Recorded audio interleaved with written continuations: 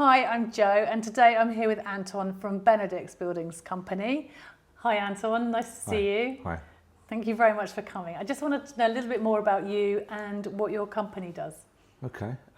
We've been in the construction industry for about 40 years, and the vast majority of our work is residential. Right. We are actually moving into commercial at the moment, but the vast majority is residential, from new builds to extensions, loft conversions, RC sections, design sections. RC?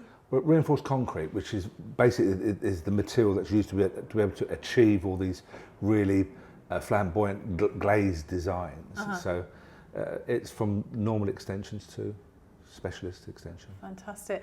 And so if somebody wanted to maximise the value and the size of their home, how would you go about helping them to do that? Well, we also supply and offer architectural and structural engineers designs.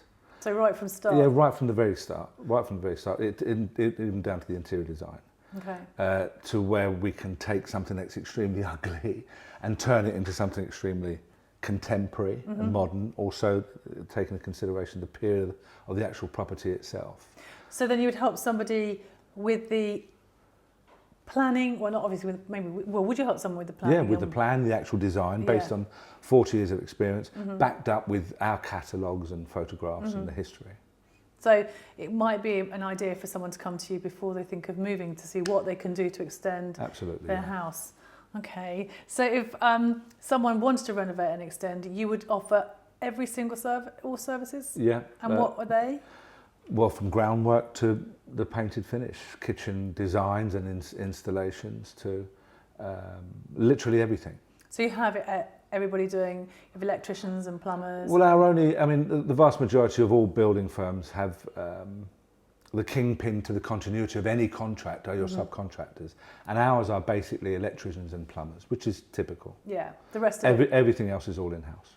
And so where do you source your designs from? So for example, we're sat in the kitchen here.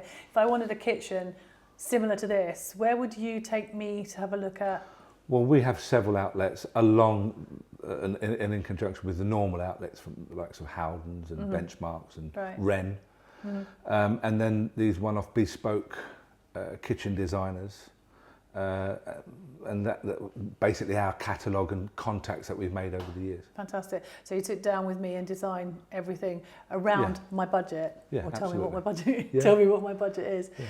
So we're sat in the hay barn, which is your house at the moment, and tell me how you did this one, because this is a fabulous example of what you can do. It was, I'm a great believer in karma and that side of my life. Okay. And we were called out to this plot of land in 2014, 2015 for another developer client of ours. Okay.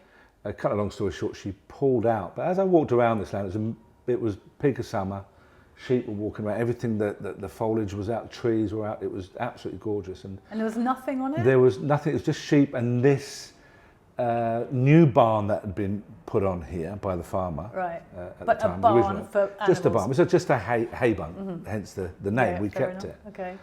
And I remember walking around the field and I said, my wife would love this. Chatting away to myself, chatting away to the big man up top. And I thought to myself, no, not in a million years. And lo and behold, about 18 months later, we were in the area, had the worst curry on the planet, and if I didn't have that meal, both my brother and I wouldn't have gone for a walk up Dorking High Street to walk this awful meal off. And right at the top of Dorking High Street was this little bespoke family-owned estate agents. Right, okay. Can't remember the name of them now, this old guy who owned it. And there was this plot, back up for sale. Because my client had spent about £25,000 on a lot of paperwork trying to achieve the planning as a developer for what she wanted. But anyway, as I say, cut a long story short, we ended up buying it. Okay. Fell in love with it. But for us, it was the first time for us, we're dealing with arable land, arable planning permission. For 40 years, we've worked in the city, London, the suburbs, typical planning consent. With this one? With this one, the arable was a totally different animal altogether. And fast forward, buying this property, we bought it halfway through the typical 3-year planning consent. any application for any extension, loft conversion, even a new house, you automatically get 3 years. When you serve Is that you get it 3 years? To build. To build. Is that the bit where you can just, if you start it, then it's there forever? Well, that's called the golden brick wall. Okay. If it's halfway through that period, if it hasn't been started yet, 3/4 of the way through, a week before it ends, if you apply the golden brick wall, which they call, which is just to let building control that you know that you started, you literally start to dig the footings, they'll give you an automatic 2-year extension. Had she started anything? No, she hadn't started anything, but we bought it 3/4 of the way through that actual period. Wow. So after we put our temporary accommodation on the land to build, we were near enough up to that end. I went down, served the golden brick wall, because then we bought mains electrics to start, site electrics basically, as they refer to it. About 2 weeks later, 3 weeks later, the head of planning come knocking on the door and apologised to me. He said, look, Anton, I know we've allowed you this extra 2 years, but when it comes to agricultural, it doesn't apply. And you've got to finish this before the end of the given 3-year period. How long did you have? This at the time left us with about 16 or 18 weeks. And this is a 3,800 square feet, 5-bedroom, 3-bedroom. Build? Build. Completely, really, because it was a barn.